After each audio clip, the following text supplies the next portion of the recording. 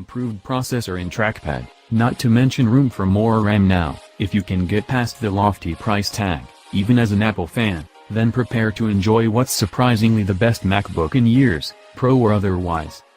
Frankly, not much of anything has changed about the look and feel of the 12-inch MacBook frame, which isn't entirely a bad thing. Available in space gray, silver, gold and rose gold, the brushed aluminum feels just as cool, literally, and sublime as it has on Apple laptops for years. Again, the laptop's thinness and feathery weight continues to impress to the point that its dimensions are a hallmark aspect of the device.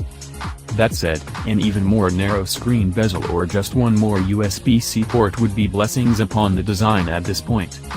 We all know that Apple has prided itself on its displays for years, and with good reason.